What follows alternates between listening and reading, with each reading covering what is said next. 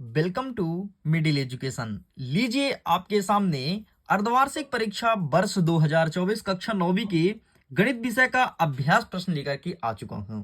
आपको पता है आपके अर्धवार्षिक परीक्षा का पेपर दो सेटों में आएगा। एक रहेगा आपके लिए सेट नंबर ए और दूसरा रहेगा सेट नंबर बी।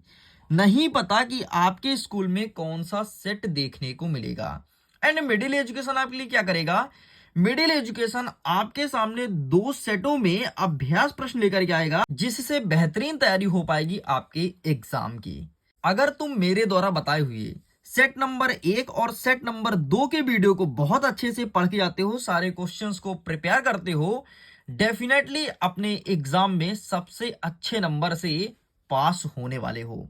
देखिए, अगर मैं टोटल टाइमिंग की बात करूं तो 3 घंटे आपको समय देखने को मिलेगा एंड आप सबका एग्जाम 75 मार्क्स का रहने वाला है। यहाँ पर वेरियस प्रकार के इंस्ट्रक्शन मौजूद हैं जो कि आपको पढ़ना चाहिए। अगर आप निर्देश पढ़ते हैं तो आपको आइडियाज लगता है कि क्वेश्चन पेपर को किस प्रकार से सॉल्व करना है। सभी पेपर के लिए अलग अलग निर्देश होते हैं, इस चीज को ध्यान रखना। एंड निर्देश देख लो, जैसे सभी प्रश्न को हल करना अनिवार्य है, बाकी आप निर्देश पढ़ लीजिएगा। हम आगे बढ़ते हैं और सारे क्वेश्चंस को बहुत अच्छे से सॉल्व करने का प्रयास करते हैं। पहला नंबर कह रहा है कि सही विकल्प चुन करके लिखो। इसका पहला नंबर कहता है कि एक परिमेय तथा एक अपरिमेय संख्या का योगफल, मतलब अगर आप परिमेय संख्या और अपरिमेय संख्या को जोड़ते हो, ठीक है, ध्यान से देख लो, या घटाते हो, अंतर मतलब घटाना, या तो परिमेय संख्या और अपरिमेय संख्या को तुम घटाते हो तो तुम्हें क्या मिलेगा। ऑप्शन देखो, परिमेय संख्या मिलेगा, अपरिमेय संख्या मिलेगा, प्राकृत संख्या या फिर पूर्ण संख्या। तो यहां पर आपको हमेशा अपरिमेय संख्या मिलेगा, मतलब अगर परिमेय संख्या में अपरिमेय संख्या को जोड़ो या घटाओ तो हमेशा अपरिमेय संख्या की ही प्राप्ति होगी। इसलिए ऑप्शन नंबर बी आपका सही उत्तर हो जाएगा।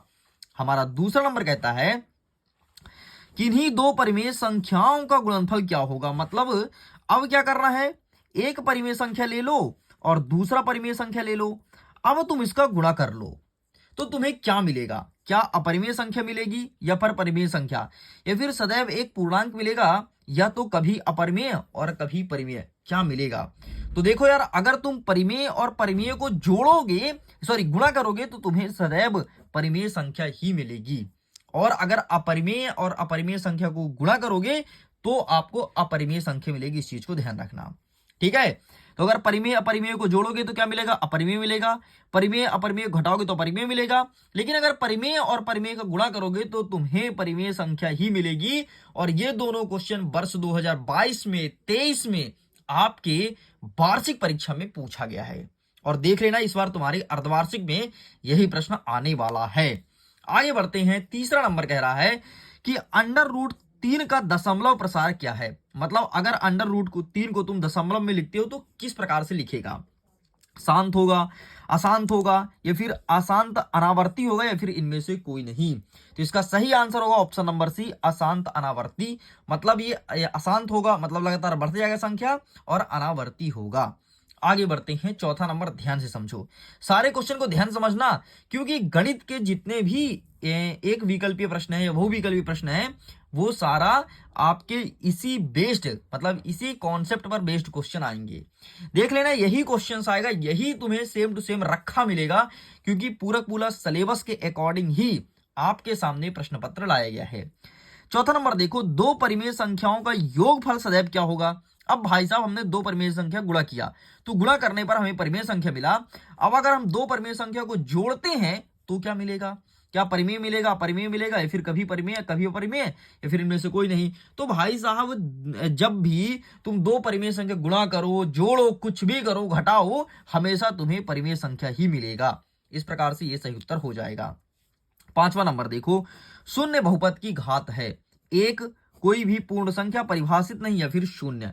तो शून्य बहुपद की घात परिभाषित नहीं है, कितनी भी घात हो सकती हो, कोई मतलब भी नहीं इसका घात। क्या करोगे तुम शून्य का घात लेकर के, है ना। नेक्स्ट कहता है आपका छठवां नंबर, बहुपद 3x-2 का शून्य क्या होगा। तो इसका शून्य हमने निकाला, तो निकाल करके आया -2/3, अर्थात ऑप्शन नंबर डी आपका सही उत्तर हो जाएगा। ले भाई, मैंने तेरे गणित को अच्छे समझा करके एक्सप्लेन करके बता दिया। अब तेरे दिमाग में कितना आया कितना नहीं आया ये तुम ही जानो। और अगर नहीं आया ना तो वीडियो को फिर से देख लेना, क्योंकि यही सब क्वेश्चंस आपके एग्जाम में आने वाले हैं। प्रश्न क्रमांक 2 देखो, रिक्त स्थान की पूर्ति कीजिए। पहला नंबर देखो, एक बिंदु दिया है x और y। अगर x को हम भुज कहते हैं तो y को क्या कहते हैं, तो y को कोटि कहते हैं। ध्यान रखना, जब भी तुमको x और y कुछ इस प्रकार से देखने को मिले तो अगर x तुम्हारा भुज है तो y हमेशा कोटि है। नेक्स्ट दूसरा नंबर, दो चर वाले रैखिक समीकरण का आलेख एक क्या होगा, तो एक सरल रेखा होता है। क्या होता है, सरल रेखा। ठीक है, आगे देखते हैं। तीसरा नंबर कहता है x बराबर 0 खाली स्थान का समीकरण है। तो x बराबर 0 तुम्हारे बाई अक्ष का समीकरण है, तो यहां पर लिखोगे बाई अक्ष।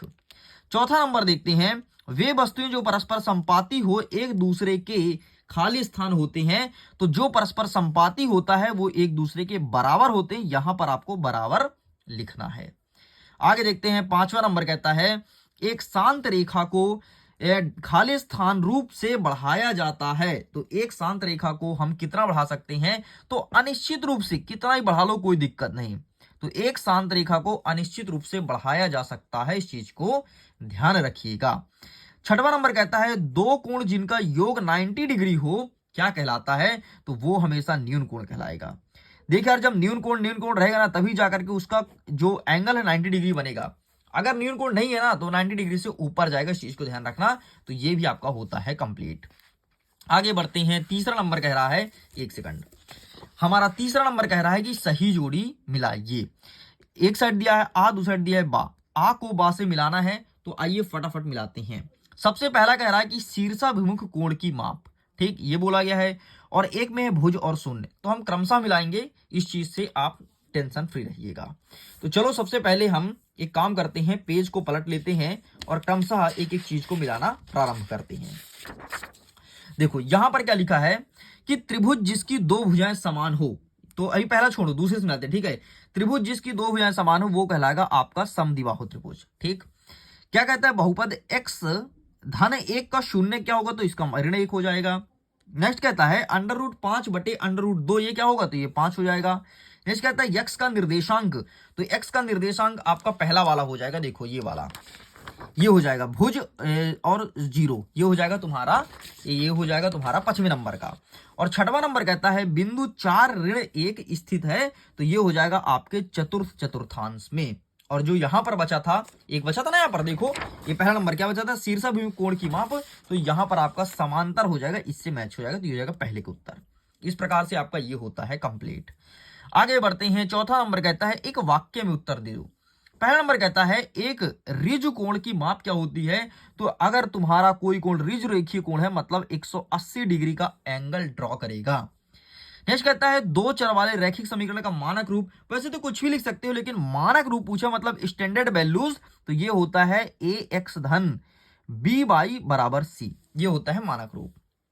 तीसरा नंबर देखो, एक परिमेय संख्या का दशमलव प्रसार किस प्रकार का होता है, मतलब परिमेय संख्या का दशमलव प्रसार किस प्रकार से हो सकता है, तो ये हमेशा शांत होता है। ठीक है, ये वाला सा नहीं, ये वाला सा लिखा जाता है। ठीक है, ये शांत होता है या फिर आवासनीय होता है। ठीक, शांत या आवासनीय होता है, इतना आपको लिखना है।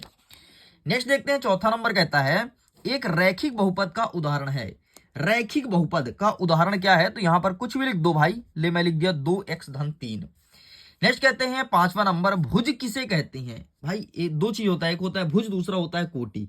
तो भुज किसे कहते हैं, तो बाई अक्ष से किसी बिंदु की दूरी। ठीक है, बाई अक्ष से किसी बिंदु की दूरी, यहां पर लिख देना किसी बिंदु की दूरी, बाई अक्ष से किसी बिंदु की दूरी भुज कहलाती है। छठवां नंबर देखते हैं, एक समांतर चतुर्भुज के कोण के समद्विभाजक क्या बनाता है, तो समांतर चतुर्भुज कोण समद्विभाजक हमेशा आयत ड्रॉ करता है, तो यहां पर आपको आयत लिखना है। इस प्रकार से ये सारे क्वेश्चंस होते हैं कंप्लीट। आगे बढ़ते हैं। प्रश्न क्रमांक 5 कह रहा है सत्य असत्य को लिखो। पहला नंबर कहता है कि समचतुर्भुज के विकर्ण परस्पर समकोण पर समद्विभाजित करते हैं, तो बिल्कुल सही बात है। अगर समचतुर्भुज है, अच्छा समचतुर्भुज क्या होता है सर, ये भी बता दो। तो समचतुर्भुज मतलब ऐसा कोई चतुर्भुज जिसकी सभी भुजाएं समान है, उसे कहेंगे समचतुर्भुज। ठीक है, इसके विकर्ण जो होते हैं परस्पर समकोण पर समद्विभाजित होते हैं, बिल्कुल सही है। दूसरा नंबर कहता है वृत्त की सबसे बड़ी जीवा त्रिज्या कहलाती है, नहीं, वृत्त की सबसे बड़ी जीवा व्यास कहलाती है, ध्यान से सुन लो। तीसरा नंबर कह रहा है त्रिभुज का क्षेत्रफल 1/2 आधार गुणी ऊंचाई होता है, बिल्कुल सही है। गोले का आयतन का सूत्र 4/3 पाई आर स्क्वायर होता है, बिल्कुल सही है।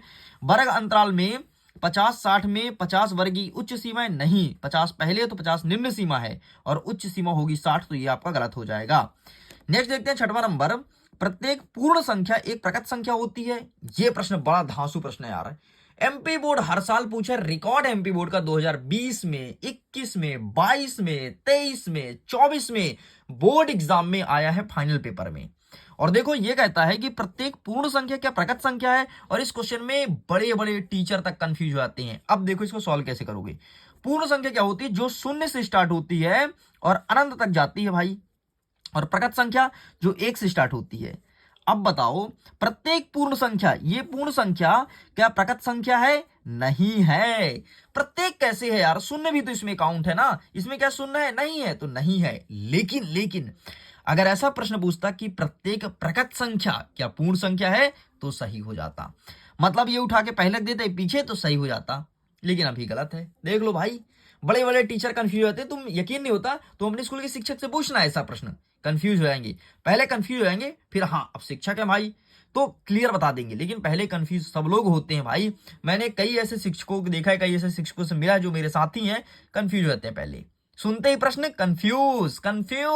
कंफ्यूजन ही कंफ्यूजन है, सॉल्यूशन का कुछ पता नहीं, ये हाल होता है। तो चलो आगे बढ़ते हैं, फटाफट प्रश्न क्रमांक 6 को देखते हैं, इनका सही उत्तर क्या हो जाएगा। हमारा छठवां नंबर कहता है परिमेय संख्या क्या है, डेफिनेशन बताओ। तो वे संख्या जिसे P/Q के रूप में लिखी जाती है उसे कहते हैं परिमेय संख्या। लेकिन तुम्हें इतने में तुम नहीं मानोगे, हमें पता है क्योंकि तुम मिडिल एजुकेशन के स्टूडेंट हो। तो ये रहा डेफिनेशन, फोटो खींच लो, यही लिख करके आना। अच्छा सुनो, ये सब करने की जरूरत नहीं है यार, लिंक डिस्क्रिप्शन बॉक्स में है, PDF दिया है, जाओ डाउनलोड करो और सारे प्रश्न और उत्तर को अपने पास रखो। अथवा में देखते हैं 8/5 को 2/3 से भाग दीजिए और बताइए सही उत्तर क्या होगा। तो लो भैया, हम भाग नहीं देंगे, हम सीधे आपको दिखा देंगे। ये रहा आपके सामने, स्क्रीनशॉट ले लो। आगे बढ़ते हैं, नेक्स्ट कह रहा है प्रश्न क्रमांक 7। हमारा 7वां नंबर कह रहा है कि 1/7 और 2/7 के बीच एक अपरिमेय संख्या लिखो। मतलब 1/7 और 2/7 के बीच आपको अपरिमेय संख्या निकालना है, और क्या होगा अपरिमेय संख्या, ये चीज आपको लिखना है।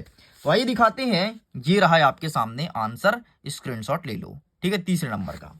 आगे बढ़ते हैं, अथवा में कहता है 1/√2 में हर का परिमेयीकरण करो, और ये हर बार आता है यार, ये क्वेश्चन ना हर बार आता है। एक सेकंड, ये थोड़ी क्लियर नहीं है अभी, हाँ ये प्रश्न देखो, 1/√2 में हर का परिमेयीकरण करो, हर साल पूछता है और MP बोर्ड का पसंदीदा प्रश्न है। तो ये रहा इसका उत्तर भाई साहब, फोटो खींच लो, यही आंसर लिख करके चले आना है, ठीक है। चलिए साइड करते हैं, नेक्स्ट कहता है प्रश्न क्रमांक 8, सीधे गुणा किए बिना गुणनफल ज्ञात करो। 103 गुणे 107, इसका गुणनफल आपको ज्ञात करना है। तो आइए दिखाते हैं फटाफट, इसका आंसर क्या हो जाएगा। तो ये रहा इसका आंसर, ठीक है, सीधे गुणा किए बिना गुणनफल ज्ञात करो, ये रहा।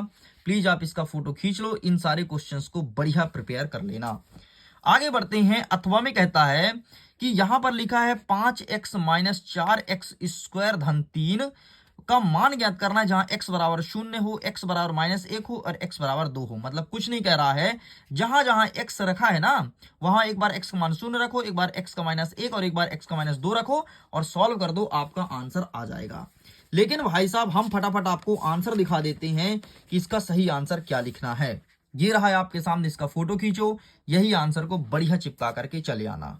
आगे देखते हैं, प्रश्न क्रमांक 9 कह रहा है कि कार्तिकीय तल में स्थित किसी बिंदु की स्थिति निर्धारित करने वाले क्षैतिज और ऊर्ध्वाधर रेखा का नाम लिखो। तो इस क्वेश्चन को हम कवर करेंगे एक नेक्स्ट पार्ट के वीडियो में।